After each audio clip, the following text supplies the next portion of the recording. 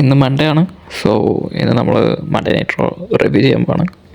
ഇത് ഫസ്റ്റത്തെ എപ്പിസോഡാണ്. അതുകൊണ്ട് ഇനി ഇതുപോലെ റിവ്യൂ കാണണമെങ്കിൽ സബ്സ്ക്രൈബ് ചെയ്ത് വയ്ക്കുക. ഓക്കെ, നമ്മുടെ ഫസ്റ്റ് സെഗ്മെൻറ്റ് തുടങ്ങിയത് ഗന്ധർ കിങ് ഓഫ് ദ റിങ് ആയിട്ടുള്ള ഗന്ധറിൻ്റെ ഒരു ഇൻട്രൊഡക്ഷൻ സെറമണിയൊക്കെ ആയിരുന്നു. അപ്പോൾ ലുഡിറ്റ് കൈസർ ഗന്ധറിനെ ഇൻട്രൊഡ്യൂസ് ചെയ്യുകയും ആൾ സമ്മർ സ്ലാമിൽ ഡാമിയൻ പ്രിസ്റ്റ് ആയിട്ടുള്ള മാച്ചിനെ കുറിച്ച് സംസാരിക്കുകയൊക്കെ ചെയ്തു. ആളിങ്ങനെ സംസാരിച്ചുകൊണ്ടിരിക്കുമ്പോഴാണ് നമ്മുടെ ഡാമിയൻ പ്രിസ്റ്റ് ഇൻ്റർഫിയർ ചെയ്യുന്നത്. ഡാമിയൻ പ്രിസ്റ്റ് വന്ന് ചലഞ്ച് ചെയ്യും, സമ്മർ സ്ലാമിൽ മാച്ചിന് വരാണെങ്കിൽ ഞാൻ എന്തായാലും തോൽപ്പിക്കുന്നുള്ള രീതിയിൽ ചലഞ്ചൊക്കെ ചെയ്ത് വരുമ്പോഴാണ് നമ്മുടെ ഡ്രൂ മാക്നൈറ്റയർ വരുന്നത്.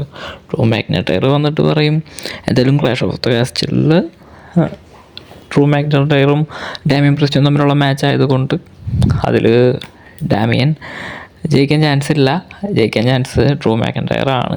ജയിച്ചു കഴിഞ്ഞാൽ ഡ്രൂ ആയിരിക്കും ഖത്തറിനെ സമ്മർ സ്ലാമിൽ ഫൈറ്റ് ചെയ്യാമെന്നാണ് നമ്മുടെ ഡ്രൂ പറഞ്ഞത്.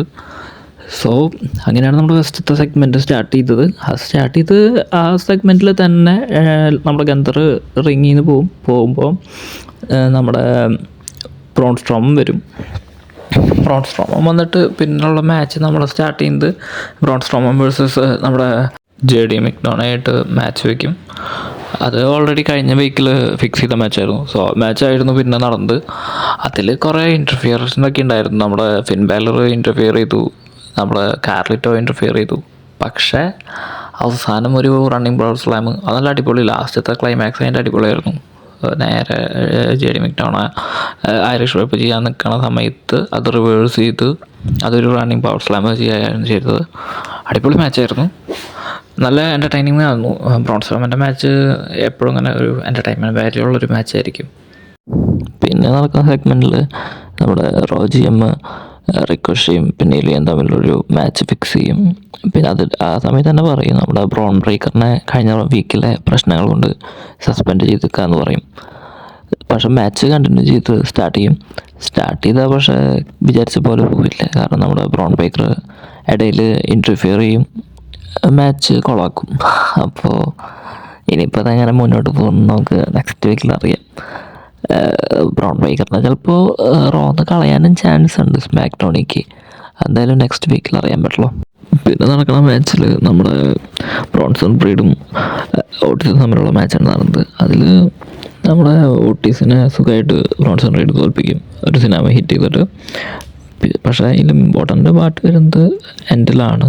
നമ്മുടെ ക്ലൈമാക്സ് വരുന്നത് ചാഡ് ഗേബിള് ആൽഫ അക്കാഡമീനെ നിർത്തിയിട്ട് ഓട്ടിസിൻ്റെ അടുത്ത് ഈ മാറ്റ് തോറ്റതിനുള്ളൊരു പണിഷ്മെൻ്റ് എന്ന നിലയിൽ ഓട്ടിസിനെ ബെൽറ്റ് ഊരി അടിക്കാൻ വരുമ്പോൾ നമ്മുടെ മാക്സിൻ കയറി വന്നിട്ട് ചെയ്യാൻ പറ്റില്ല എന്നുള്ള രീതിയിൽ നിൽക്കും. അത് ചാടിനെ പിടിക്കില്ല. അപ്പോൾ ചാട് പറയും മാക്സിൻ്റെ അടുത്ത് അപ്പുറത്തേക്ക് പോകാൻ പറയും, ഗെറ്റ് ഔട്ട് അടിക്കും. മാക്സിൻ ഇറങ്ങി പോകുമ്പോൾ സാമിസൈൻ വരും. സാമിസൈൻ്റെ തന്നെ പറയും അടിക്കാൻ വേണ്ട എന്നുള്ള രീതിയിൽ പറഞ്ഞ് ഓട്ടീസായിട്ട് സംസാരിക്കുക. ഓട്ടീസിൻ്റെ മനസ്സ് മാറ്റാൻ നോക്കും.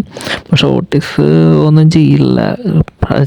ചാറ്റ് കേബിള് സാമിസൈനെ അറ്റാക്ക് ചെയ്യും. അപ്പോൾ ഓട്ടീസ് ഒന്നും ചെയ്യാതെ സാമിസൈനെ ഹെൽപ്പ് ചെയ്യാതെ നിൽക്കും, നമ്മുടെ ചാറ്റ് കേബിളിനെയും ഹെൽപ്പ് ചെയ്യാതെ നിൽക്കും. അപ്പോൾ ചാറ്റ് കേബിളും ഓട്ടീസും തമ്മിലുള്ളൊരു റൈവലറി ചിലപ്പോൾ ഉണ്ടാവാൻ ചാൻസ് ഉണ്ട് ഒരു സമ്മർ സ്ലാമൊക്കെ ആകുമ്പോൾ. എന്തായാലും നമുക്ക് അടിപൊളി മാച്ചായിരിക്കും. എന്തായാലും ചാറ്റ് കേബിൾ ഇന്റർകോണക്റ്റായിട്ടുള്ള എന്തായാലും വിൻ ചെയ്യണമെന്നാണ് എൻ്റെ ഒരു അഭിപ്രായം. നിങ്ങളുടെ അഭിപ്രായം അടിയിൽ കമൻറ്റ് ചെയ്യുക. പിന്നെ നടക്കുന്ന മാച്ച് റെയ് മിസ്റ്റീരിയോ വേഴ്സസ് കാർലിറ്റോ ആണ്. അതിൽ നമ്മുടെ റെയ് മിസ്റ്റീരിയോ വിൻ ചെയ്യും. ഇതിൻ്റെ ഇടയിൽ ഫിൻ ബാലർ മറ്റേ ഫസ്റ്റത്തെ മാച്ച് പോലെ തന്നെ ഇൻ്റർഫിയർ ചെയ്യാനൊക്കെ നോക്കും. പക്ഷേ അവസാനം റെയ് മിസ്റ്റീരിയോ തന്നെ ജയിക്കും. റെയ് മിസ്റ്റീരിയോ ജയിച്ചതിന് ശേഷം റെയ് മിസ്റ്റീരിയോ ഫിൻ ബാലറിനെ അറ്റാക്ക് ചെയ്യാൻ വേണ്ടിയിട്ട് ടേബിളിലിടും, അനൗൺസ്മെൻറ്റ് ടേബിളിൽ ഇടും. എന്നിട്ട് നമ്മുടെ ഡ്രാഗൺ ലീഡ് എടുത്ത് പറയും, ജമ്പ് ചെയ്യാൻ പറയും. അപ്പോഴേക്കും ഡാമിയൻ പ്രിസ്റ്റ് വന്ന് റെയ് മിസ്റ്റീരിയോനെ അറ്റാക്ക് ചെയ്യും. അങ്ങനെ ക്രൂസിഫിക്സ് പവർ ബോംബിടും. എന്നിട്ട് ഡാമിയൻ പ്രിസ്റ്റ് ഫിൻ ബാലറിനെ നോക്കും. ഡാമിയൻ പ്രിസ്റ്റിനെ ഏകദേശം അറിയാൻ തോന്നുന്നുണ്ട് ഫിൻ ബാലർ പിന്നിൽ നിന്ന് കളിക്കണമെന്നുള്ളൊരിത് ഡാമിയൻ പ്രിസ്റ്റിന് അറിയാൻ തോന്നുന്നുണ്ട്. അവർ തമ്മിലൊരു മാച്ചിന് ചാൻസ് കുറവാണ് ഇപ്പോൾ. സമ്മർ സ്ലാമിൽ എനിക്ക് തോന്നും മണി ഇൻ ദ ബാങ്ക് നമ്മുടെ ഫിൻ ബാലർ വിൻ ചെയ്യാൻ ചാൻസ് ഉണ്ട്. അത് ഡാമിയനിൽ ക്യാഷ് ചെയ്താൽ കഴിഞ്ഞാൽ അടിപൊളിയായിരിക്കും. അത് സമ്മർ സ്ലാമിലായിരിക്കും ചെയ്യാൻ ചാൻസ് കൂടുതലും. പിന്നെ നടക്കുന്ന സെഗ്മെൻറ്റിൽ നമ്മുടെ AOP ക്രീഡ് ബ്രദേഴ്സിനെ തോൽപ്പിക്കും.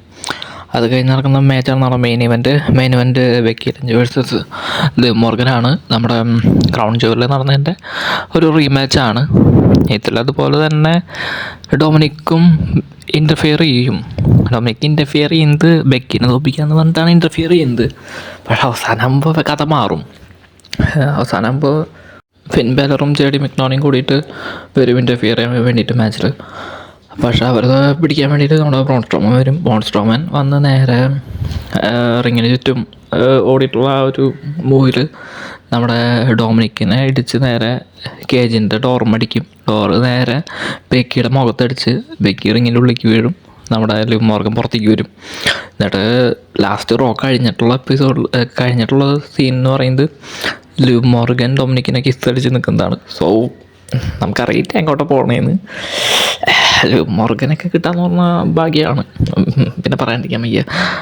അപ്പം നമുക്ക് എന്തായാലും ഇനി നെക്സ്റ്റ് വീക്കിൽ കാണാം റോയുടെ റിവ്യൂ ആയിട്ട്. സ്മാക്ക് ഡൗൺ റിവ്യൂ ഉണ്ടായിരിക്കും, പിന്നെ അതുപോലെ തന്നെ ചെറിയ സെഗ്മെൻറ്റ്സ് ഒക്കെ ഉണ്ടാവും ഇനി.